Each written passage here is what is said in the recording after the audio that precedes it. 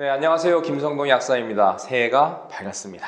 이제 새해에 좀 더 좋은 일이 있어야 되는데 1년 동안 아마도 코로나 바이러스가 핫 이슈가 계속 유지될 것 같습니다.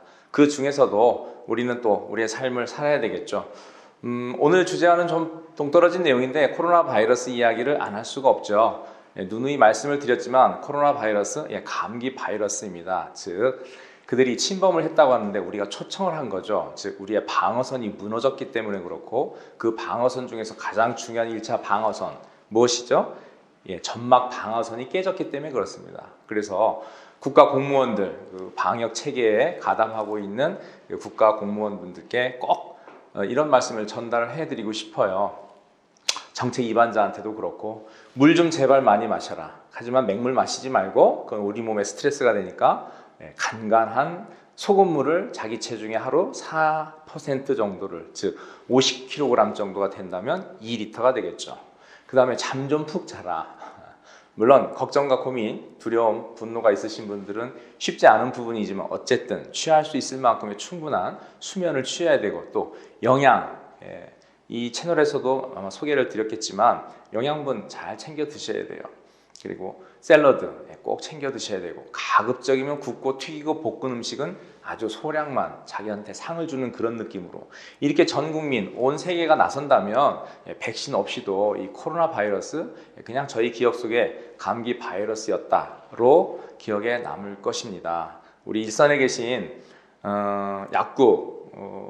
약사님들께서 이런 부분들을 조금 더 이렇게 일반 동네 주민분들과 교감을 하면서 이런 정보를 드렸으면 좋겠고요. 이 채널을 찾아오신 분들도 꼭 제가 드린 그 말씀대로 관련 동영상을 찾아보시고, 유관한 동영상을 찾아보시고 꼭 그 삶 속에서 그런 부분들을 바로바로 실행에 한번 옮겨보십시오. 그러면 코로나 바이러스로부터 안전한 생활을 하실 수 있으리라 확신합니다.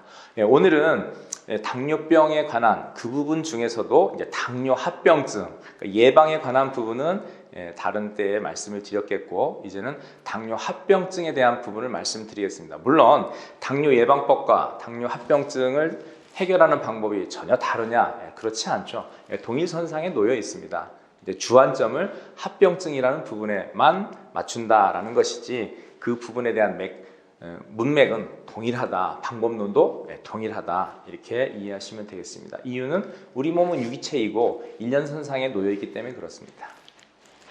당뇨 합병증 얼마나 무섭습니까? 그 무서운 것을 해결하기 위해서는 이제 속도보다는 방향이 중요하죠. 도대체 어느 방향으로 뛰어야 되느냐, 내가 목표점에 이르기 위해서는. 그렇죠? 그래서 인슐린 저항성을 해결하는 이 루트, 그리고 당 독소를 해결하는 이 루트, 물론 이 두 가지조차도 결국에는 하나의 워딩을 두 가지로 표현을 달리했다로 이렇게 이해되실 수 있으리라 생각합니다.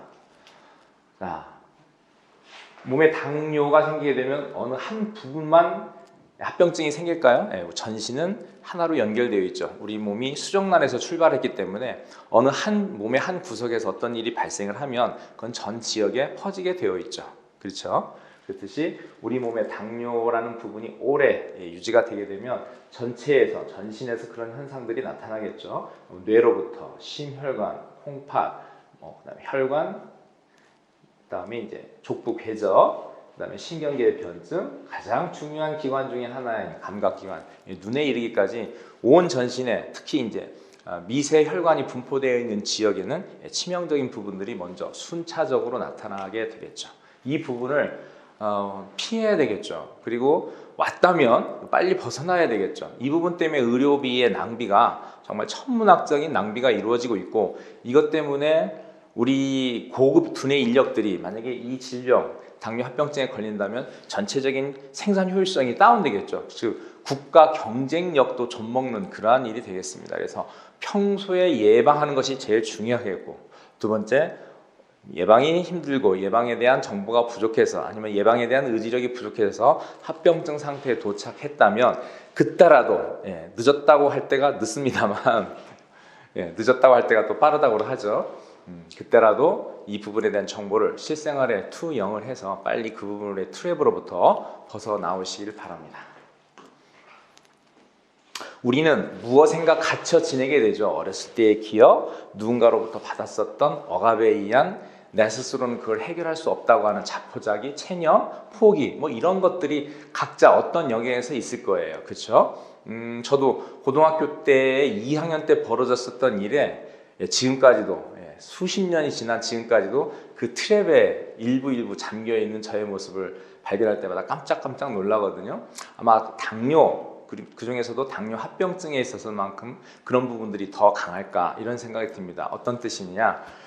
당뇨에서 벗어나려기 위해서 노력을 안 하신 분들이 별로 없을 거예요. 그 다음에 합병증 예방하기 위해서 어쨌든 여러 정보를 이렇게 서칭해가면서 일부 적용을 해보고 그러셨을 거예요. 근데 했더니 잘 안 됐더라고 하는 그 트라우마가 아마 기억 속에 있을 겁니다. 그래서 당뇨는 안 되는 거, 당뇨약은 평생 먹는 것, 이런 도그마에 모두가 다 눈이 가려진 채 생활을 하고 계시지 않을까 이런 걱정이 됩니다. 하지만 오늘 제가 말씀드리는 이 내용을 좀 더 유의해서 듣고 좀 더 의도해서 실생활에 적용을 해보신다면 이 도그마의 안대를 풀어내실 수 있으리라 생각을 합니다.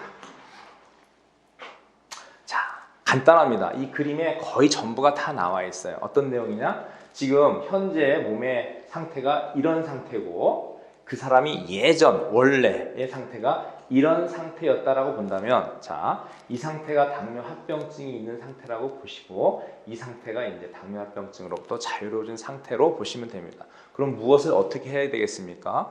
즉 우리 몸에 있는 지방 세포, 지방 조직에 있는 지방의 양을 줄여서 이렇게 씬하고 그 다음에 머슬이 근육이 잘 발달되어 있는 그 어렸을 적 아니면 그 이전의 상태로 돌아가시기만 할 수 있다면 당뇨 합병증은 멀어질 수 있고 우리 곁에서 떨쳐내 버릴 수가 있습니다. 그럼 어떻게 이렇게 만드느냐? 일단 운동이 필요하겠죠. 그 다음에 이와 같이 마음으로의 결단이 필요합니다. 근데 너무 맛있는 것들이에요. 그렇죠? 이걸 어떻게 조절하느냐? 냉장고 문을 부여잡고 펑펑 울기도 한다고 하니까요. 저는 이런 방법을 이제 말씀을 드리고 싶어요.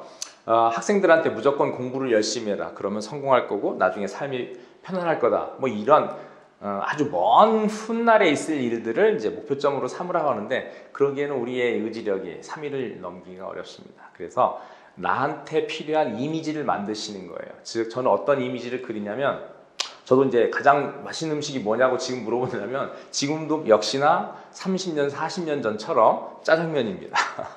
부인할 수 없어요. 짜장면이 전 세계에서 저한테도 제일 맛있는 음식입니다. 라면의 유혹 저도 늘 강하게 느낍니다. 그럼 어떻게 하느냐?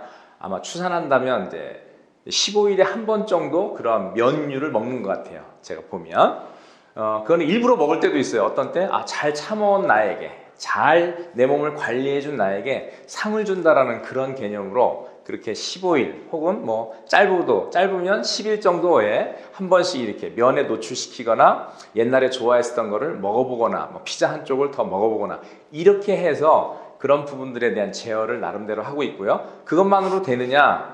안 되죠. 또 하나의 이제 방어책이 있습니다. 저는 누구한테 민폐를 끼치는 걸 싫어하거든요. 물론 민폐를 좋아하는 사람은 없겠지만 저는 그 자식을 사랑한다고 부모님들이 말을 할 때 그 부분에 대한 실행력이 얼마일까라는 게 가끔 궁금해요. 어떤 뜻이냐면 저는 제 딸한테 나중에 민폐를 끼치고 싶지가 않아요. 즉 그가 사회생활을 열심히 연구생활을 열심히 어느 날 하고 있는데 갑자기 병원으로부터 뭐 아버님이 질병 때문에 입원을 하셨다 이런 말을 하게 된다면 얼마나 그 마음속에 갈등이고 마음이 힘들고 몸이 힘들겠습니까? 그렇죠? 즉 자식 사랑은 뭡니까? 내가 아프지 않은 상태로 임종을 하는 것이 진짜 저는 자식 사랑이라고 생각하거든요. 그래서 제가 뭔가를 좀 이렇게 풀어놓고 해보고 싶을 때, 그러니까 나태해지고 싶을 때 음식이나 운동이나 이런 거로부터 제 딸의 연구하고 있는 모습을 머릿속에 상상으로 그리면 슬그머니 그곳으로부터 손이 이렇게 멀어지게 됩니다. 그래서 제 스스로 좀 더 가지런하게 만들 수 있습니다. 지금까지도 그렇고 앞으로도 아마 그 방법이 유효할 것 같은데 꼭 제 방법이 아니더라도 각자가 어떤 목표점, 무엇을 하고 싶다라는 이 한두 가지의 이미지를 만들어 놓으셔서 내가 내 몸에 대해서 뭔가 더 자유분방함을 허락하고 싶을 때 그 부분이 딱 막아설 수 있는 그런 안전장치를 해 놓으신다면 누구나 다 쉽게 하실 수 있지 않을까 그렇게 생각을 합니다. 어쨌든 이렇게 맛있는 것들 15일에 한 번씩 이렇게 드시고 안 드시면 더 좋겠죠. 이런 방법들을 한번 실제적인 방법을 말씀을 드리죠. 자, 먹을 거를 많이 먹어요. 그 중에서 탄수화물, 당분을 많이 먹어요. 그러면 췌장이 일을 열심히 하겠죠. 그래서 과잉의 인슐린을 만들겠죠. 네, 그러면 이제 그 이후로 레지선스, 그러니까 세포가 이제 인슐린에 대해서 더 이상 반응을 안 하는 거죠. 그러니까 맷집이 세지는 거죠. 처음에는 한 대 맞아도 아야 소리를 내다가 나중엔 5대를 맞아도 이제는 아픈 줄을 모르고 그 의뢰이 그려려니 하는 바로 그 상태, 맷집이 강해지는 상태, 인슐린에 대해서 그게 바로 인슐린 저항성이 나타난다라고 해서 인슐린 레지스턴스라고 합니다.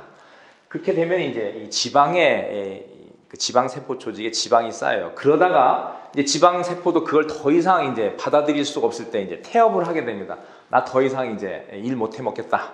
예, 이렇게 돼요. 그럼 어떻게 돼요? 그 아깝고 중요한, 왜 아깝고 중요한지에 대한 증거를 보여드리면 우리 뇌는 뇌가 사용하는 연료의 99%를 포도당에 의존을 해요. 즉 포도당이 빠지면 어떻게 돼요? 뇌는 큰일 나는 거예요. 그 뇌에 큰일 날 정도의 그런 귀중한 그 자원을, 원료를 그를 요를 통해서, 소변을 통해서 버린단 말이죠. 있어서는 안 된 일이죠. 내 소중한 보물을 막 버린단 말이에요. 내 뇌를 살리는 거를. 얼마나 그게 위험하길래 우리 몸은 자구적으로 그러한 반응을 보일까요? 자구적 반응이지 그것이 우리를 괴롭히려고 하는 반응이 아닙니다. 그래서 지방세포조차도 포도당을 지방으로 가둬둘 수 없을 때 이제 버리기 시작한다 이거죠. 그래서 인슐린 저항성이라는 것은 세포 차원에서 말씀을 드리면 미토콘드리아라는 거 아시죠? 이 구조가 손상이 되어지는 것이 바로 인슐린 저항성으로 나타나는 거죠. 그래서 미토콘드리아, 특히 이제 탄수화물을 많이 먹게 되잖아요. 그럼 그걸 어쨌든 연소를 해야 되는데, 우리가 너무나 과잉의 양을 먹게 되면, 자동차로 말하면 너무나 많은 이제 연료를 그 자동차 엔진을 관리하지 않은 상태에서 엑셀을 밟게 되면 배기가스가 나오게 되죠. 어쨌든 많은 주행을 하게 되면 배기가스 양이 그만큼 많아집니다. 즉 다식을 하게 되면 그거에 의한 배기가스인 활성산소가 많이 나올 수밖에 없고 그 활성산소가 다시 미토콘드리아를 괴롭히고 타격을 하게 돼서 미토콘드리아 구조가 손상이 되겠죠. 그래서 미토콘드리아가 이렇게 활성산소의 공격을 받아서 미토콘드리아의 온전한 ATP라고 하는 에너지를 생성하는 그 기능을 잃어버리거나 일부 손실되어지게 됩니다. 바로 그 상태에서 이제 인슐린 저항성이라는 것이 나타납니다. 그렇죠? 이제는 더 이상 에너지를 만들 필요가 없으니까 어떻게 돼요? 이제 인슐린을 통해서 세포 안으로 포도당이 들어올 필요가 없겠죠. 그렇죠? 결과적으로 그렇게 된다는 거죠. 인슐린 저항성을 직관적으로 말씀을 드리면 이런 거죠. 바깥에 인슐린이 너무나 많아요. 인슐린이 하는 일은 포도당을 세포 안으로 들여보내주는 그런 역할을 하죠. 그러면 세포 안으로 포도당이 들어가야 될 텐데 이렇게 철책에 막혀서, 즉 인슐린 수용체가 고장이 나서 인슐린이 아무리 많이 있어도 혈관 밖에, 세포 밖에 인슐린이 많이 있어도 세포는 인슐린이 왔는지를 감지를 못 해내는 거죠. 그래서 세포 안으로 포도당이 이송이 안 되고 따라서 세포는 포도당을 사용할 수 없는, 포도당 이용률이 급격히 떨어지는 그런 상태가 되어지게 됩니다. 그래서 당뇨 환자들은 다식을 해도 어떻게 돼요? 미토콘드리아에서 그렇게 원활하게 포도당 대사를 통해서 에너지를 생산할 수 없기 때문에 피곤하게 되죠. 옆에서 보게 되면 건장해 보이고 체격이 늠름해 보이지만 막상 그 안에 있는 에너지 생산 효율은 뚝 떨어져 있기 때문에 막상 본인은 늘 피로감을 호소할 수밖에 없습니다. 만성 퇴행성 질환의 주범이 이제 인슐린 저항성에 의해서 우리 몸의 전반적인 안 좋은 상태가 이제 만들어지겠죠. 거기다 불을 지피는 게 있습니다. 바로 그 상태에서 불 붙은데 기름 붓는 꼴이 되는 그것이 무엇이냐? 바로 이 당독소입니다. 물론 당독소에 의해서 인슐린 저항성도 나타나니까 서로 이제 맞교환을 하거나 서로 교환을 하거나 아니면 어떤 때는 같은 의미로 하거나, 즉 공동 노선을 걷는다 이거죠. 서로가 같은 방향성을 취하고 있다는 거죠. 그래서 당독소는 우리 몸에 있는 단백질이 가장 싫어하는 거머리 같은 존재인 거예요. 왜요? 단백질, 즉 효소는 우리 몸에서 일을 원활히 하려면 어떻게 됩니까? 운동선수, 수영선수로 말하면 수영을 잘하려고 하면 어떻게 돼요? 양복을 입을 필요가 없죠. 입어서도 안 되죠. 그 다음에 군화를 신어서도 안 되죠. 철모를 써서는 더더욱 안 되겠죠. 즉 수영복만 입었을 때 수영을 제일 잘할 수 있겠죠. 그렇듯이 효소에는 이 당독소, 이 껌딱지가 붙어 있으면 안 돼요. 근데 당독소가 생기게 되면 이 껌딱지가 모든 효소에 달라붙기를 좋아해요. 아니면 콜라겐 같은 거에 달라붙든지. 그렇게 해서 우리 몸의 전체적인 구조를 손상시키기도 하고 효소 같은 기능을 떨어뜨리는 이 기능과 구조 이 모두를 망가뜨리는 껌딱지가 바로 이 당독소입니다. 그러니까 무슨 어떤 질병의 상태에 놓인다 하더라도 이 당독소 양이 많아지면 어떻게 돼요? 그 질병의 가속이 훨씬 더 급하게 가속이 되어지는 거죠. 이해하셨죠? 그래서 이 껌딱지를 떼내려면 껌을 안 씹으면 되는 거예요. 그럼 껌이 안 생기면 껌딱지도 안 생기는 거잖아요. 그래서 우리 몸이 정상일 때와 질환일 때 별 차이 없습니다. 바로 이 내용 때문에 정상이었던 나의 몸이 어느덧 이렇게 질병 상태가 되어집니다. 거기에 필요 조건이 뭐냐면 활성산소 염증이에요. 바로 당독소가 이 활성산소와 염증 이것과 뗄래야 뗄 수 없는 서로 교환하고 있는 그러한 장터에서 서로가 만나가지고 서로 물물 교환하고 서로의 의사를 나누고 한 방향으로 우리 몸을 몰고 나가는 아주 악당 삼형제인 거죠. 자, 우리가 젊어서 근육이 많을 때, 활동량이 많을 때, 대사가 원활할 때는 글루코스, 밥을 많이 먹어도 그것이 에너지로 대부분 이제 전환이 되어지기 때문에 배기가스, 그러니까 불필요한 부산물이 잘 나오지 않습니다. 그 다음에 그러다가 이제 점점 자동차로 말하면 연식이 더해지면 더해질수록 어떻게 되냐, 이제 생산 효율, 에너지의 생산 효율은 떨어지고 이제 배기가스에 해당되는 부산물이 많이 나타나게 되거든요. 그 중에서도 가장 경계해야 될 것이 바로 이 메칠 글라이옥살이라고 하는 MGO라고 하는 이 당독소를 만드는 전구물질. 하지만 이거 MGO하고 AG 당독소를 구별할 필요는 없습니다. 그냥 이거를 당독소라고 여기시면 됩니다. 그러다가 정말 운동도 안 하고 그 다음에 맛있는 거, 화학 첨가물이 많이 들어있거나 굽고 튀기고 볶은 음식들, 즉 우리 몸이 연소시키기에 대단히 곤란한 것들을 계속 우리 몸에 유입을 시키면 어떻게 돼요? 그 다음에는 이제 이 미토콘드리아의 기능이 더 떨어져서 에너지 생산 효율은 이렇게 더 바닥으로 떨어지게 되고, 대신 이제 예전에는 처음 아주 조금만 생성됐던 것이 이제는 오히려 주류가 되어지는 이러한 병적인 생리 상태, 그러니까 병리 상태가 되어집니다. 그것이 바로 이때 나타나는 것이 이제 당뇨 합병증 상태가 되겠죠. 따라서 이거를 역으로 가면 되겠죠. 그래서 이 글루코스 밥의 양을 좀 줄이고, 그 다음에 미토콘드리아가 잘 운동할 수 있도록 굽고 튀기고 볶은 음식들을 차단하고, 그러면 이제 이렇게 백워드를 할 수가 있게 되는 거죠. 즉 당뇨병은 가속성이 있기 때문에 한번 협병증이 있다 해서 그 상태에 머무르느냐, 잘 노력하면 예전 상태로 간다 이거죠. 성적이 떨어지면 공부하면 다시 우수 학생이 되는 것과 똑같은 내용이 되겠습니다. 그래서 만성 퇴행성 질환의 주범이 바로 이 당독소인데, 이 당독소 엄청난 분자가 당독소가 아니에요. 요 메칠 글루옥살이라는 것이 이렇게 단순한 요 분자가 우리 몸을 괴롭히는 거예요. 그렇죠. 엄청난 고성능 자동차도 그 부품 하나가 잘못되었을 때 사고가 나거든요. 그렇듯이 우리 몸속에서도 그 엄청난 뭔가가 들어와서 요 아주 매우 단순한 요 물질이 우리 몸을 궁지로 몰아넣게 되는 아주 악동 역할을 한다는 거죠. 그래서 메칠 글루옥살이 모든 질환의 최상위에 있는 핵심 유발인자다. 자, 이것 때문에 당뇨가 오고 비만과 당뇨는 거리가 거의 없는, 간극이 없는 질병이고요. 캔서, 그 다음에 이제 뇌 질환, 고혈압, 동맥경화, 그 다음에 노화, 이런 모든 것들, 그리고 우리가 이 후성 유전학이라는 건 이제 일반적으로 많은 분들이 알게 된 시점이 된 것 같은데, 이 후성 유전학이라는 것은 2차 시기, 패자 부활전이라고 생각하면 돼요. 그래서 우리가 유전자는 변하지 않는다라고 하지만 그 서열은 변하지 않지만 유전자의 발현은 바꿀 수가 있거든요. 그 발현을 바꾼다는 것이 결국 나의 식습관, 생활 태도를 바꾸는 것으로서 이루어지는데, 그때 바꾸려고 할 때 이 메칠 글라이옥살이 있으면 그것이 잘 안 바뀐다. 2차 시기, 패자 부활전의 기회가 없어진다라는 것이죠. 그래서 패자 부활전의 기회를 가지려면 이거부터 소거를 해 나가는 그런 생활을 하셔야 되는 거죠. 복잡해 보이지만 다른 거를 말씀드리려고 하는 것이 아니라 바로 요 글루코스 밥을 먹고 난 다음에 이것이 에너지를 내려고 할 때 중간 과정에 있는 것이 바로 요 과정인데, 요게 바로 아주 중요한 크리티컬 포인트가 되겠습니다.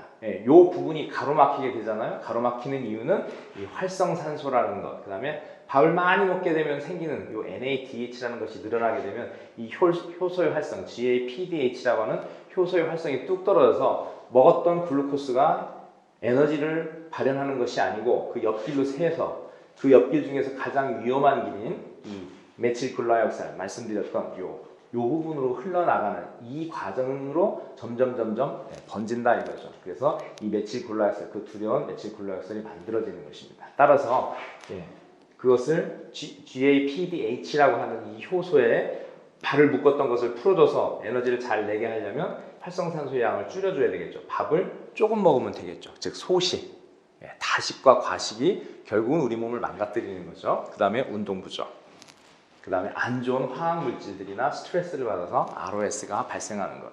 이것이 당뇨합병증을 일으키는 원인 인자인 것이죠. 똑같은 내용인데 요 알기닌이라고 하는 알기닌 장기를 가지고 있는 이런 효소, 단백질에 요 메틸글라이옥산이 들러붙어 가지고 이 효소의 기능을 멈추게 하는 거예요. 자동차로 말하면 브레이크 페달을 밟게 돼서 그 성능 좋은 차가 정지 상태가 되어버리는 것이죠.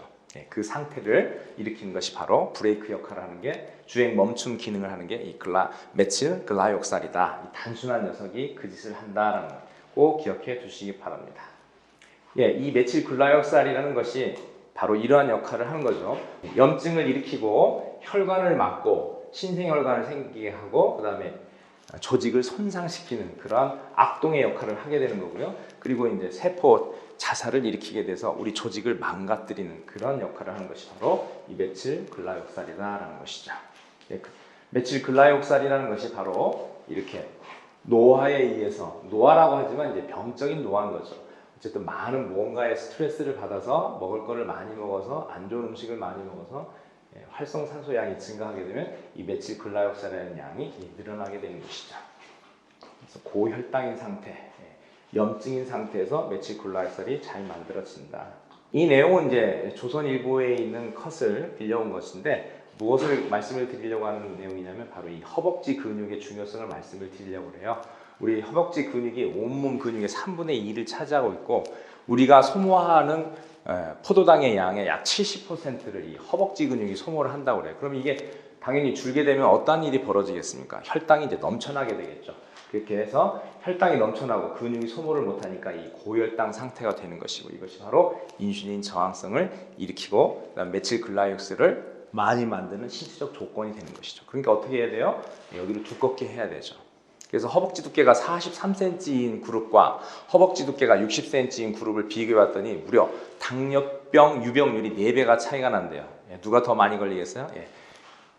허벅지가 가는 사람이 당뇨병에 그만큼 많이 잘 노출이 된다라는 것이죠. 당연히 합병증도 더 잘 발생을 하게 되겠죠. 그래서 저처럼 매일같이 30개, 50개, 이제 저는 주로 50개를 하는데요. 컨디션이 좋지 않은 날은 30개, 보통 때는 50개를 하는데 매일 아침이 됐든 아니면 점심때가 됐든 스쿼트 운동을 꼭 그렇게 해보시기 바랍니다. 그래서 이제 결론, 당뇨 합병증을 그럼 예방하기 위한 구체적인 방법이 무엇이냐? 말씀드렸듯이 이제 허벅지 근육을 단련시키고 인슐린 저항성을 개선시키고 당독소 섭취를 제한하고 당독소의 흡수도 차단하고 당독소를 분해시키면 딱 이겠죠. 그렇죠? 이 부분에 대해서 이제 방법론을 살펴보도록 하겠습니다. 먼저 인슐린 저항성이라는 부분을 낮추기 위해서 인슐린이 이렇게 혈관 안에 들어있는 포도당을 어쨌든 세포 안으로 잘 보낼 수 있어서 인슐린 저항성을 풀어야 되겠죠. 그럼 이 세포 내에서 이루어지는 시그널링, 인슐린 저항성이 발생한 상태에서는 인슐린이 와도 이 시그널이 발생이 안 돼요. 그렇기 때문에 우리 몸에서 활성산소가 엄청 많이 생기게 돼요. 근데 이제 이 시그널링이 잘 이루어지게 되면 어떻게 됩니까? 우리 미토콘드리아에서 이제 에너지를 잘 만들어서 이제 선순환이 되어지죠. 포만감이 일어나게 되죠. 이제 충분한 에너지를 확보하게 되면 그래서 이제 식욕이 자연적으로 억제가 되겠죠. 이렇게 선순환이 되고 이 세포 내에서 이 신호 전달 체계가 망가지게 되면 어떻게 되겠습니까? 많이 먹어도 세포는 에너지를 낼 수 없기 때문에 배고프다는 얘기를 뇌한테 하게 되고 뇌는 다시 이제 식사를 많이 하라고 종용을 하게 되겠죠. 이 상태를 면하기 위해서 필요한 물질이 바로 대두 배아에서 추출한 SGH라고 하는 이 물질이 인슐린 유사 작용을 해서 세포 내 에너지 대사 활성화를 통해 인슐린 민감도를 높여주고 이 내부에 있는 시그널링을 잘 원활히 이루어질 수 있도록 해준다라는 것이죠. 그래서 이것을 통해서 인슐린 저항성을 낮추고 인슐린이 시그널, 이 세포 안에서 전달하는 그 시그널링 채널을 잘 돌아갈 수 있도록 해줘서 AGE라는 부분도 잘 만들어지지 않는 이상적인 상태를 마련해주는 그런 영양소가 되겠습니다. 그 다음에 이제 그렇게 우리 몸 세포 차원에서 그런 일이 벌어질 때 아까 말씀드렸던 당독소가 우리 몸에 유입되는 것을 차단할 수 있으면 어떻겠습니까? 더 좋겠죠. 즉 우리가 댐 공사를 할 때 교각을 세울 때 물막이 공사를 먼저 하게 되죠. 물이 들어오게 되면 교각을 세울 수가 없기 때문에 그래서 그 물막이 공사, 즉 당독소가 우리 몸으로 유입되는 것을 막기 위해서 우리가 먹은 음식이 이제 장에 도착을 했을 때 그 음식 중에 있는 당독소가 장벽을 뚫고 들어오는 것을 차단하는 그런 특별한 유산균이 있는데 그 유산균의 임상 실험을 했더니 이와 같이 당독소가 90% 이상 줄어들더라라는 것이죠. 어쩔 수 없이 맛있는 걸 먹었을 때 꼭 이 당독소를 차단하는 이 유산균을 같이 섭취를 한다면 데미지를 훨씬 더 줄일 수 있는 현명한 방법이 되겠죠. 같은 유산균을 드신다 하더라도 그 다음에 이제 최종 당화산물을 감소시켜야 결국은 대사 질환을 개선할 수 있지 않겠습니까? 가장 중요하다고 말씀드렸던 이 메틸글라이오사를 결합을 해서 배출시키는 것이 바로 이 아미노산이 그런 역할을 하는데 그러한 아미노산을 모아놓은 그런 포뮬러를 모아놓은 영양소를 선택을 해서 드시면 되겠고요. 잘 아시는 갈근 추출물에서 추출한 그것이 바로 AGE를 분해를 촉진한다라는 부분이고요. 브로콜리 추출물은 이제 항산화 효과를 하고 그다음에 클로렐라도 그런 항염증 역할을 해서 최종적으로 최종 당화산물을 감소시켜서 당뇨 합병증이 발생하는 일 혹은 발생했을 때 그 부분을 빼고도 다시 건강한 상태로 되돌려놓는 그런 작업을 할 수 있는 그런 영양소가 또 있습니다. 자, 바로 그 영양소가 이제 실험 결과로 이러한 내용들을 나타나게 됐는데요. 화면으로는 조금 잘 안 보이는 부분인데 이렇게 AG, 당독소를 분해하거나 당독소 형성을 억제하는 그 작용이 아주 높다고 나타난 것이죠. 이렇게.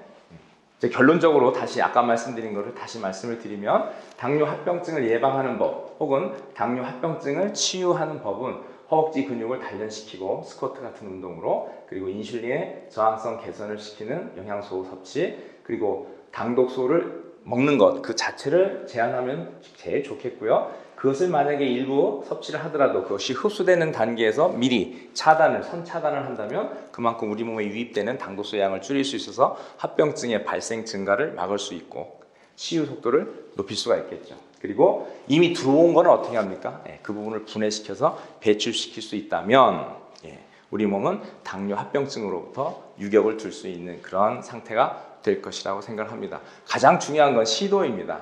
시도니까 누구든지 이렇게 말로만 듣고 정보로만 입력하지 마시고 늘 우리가 영어를 잘할 수 있는 방법 다 아시잖아요. 매일 하루에 10시간을 몰아서 공부하는 게 아니라 매일 한 단어 한 문장씩을 공부해 나가는 것이 결국은 영어를 정복하는 유일한 길이라는 걸 다 아시듯이 당뇨를 예방하거나 당뇨 합병증 상태에서 벗어나기 위해서 우리한테 요구되어지는 것은 아는 것보다 아는 것을 실천하는 그 하나에 있다고 생각을 합니다. 이상 당뇨로부터 모든 사람이 해방이 돼서 즐거운 삶을 영위하시기를 바라며 이만 마치도록 하겠습니다. 감사합니다. 김성동 약사였습니다.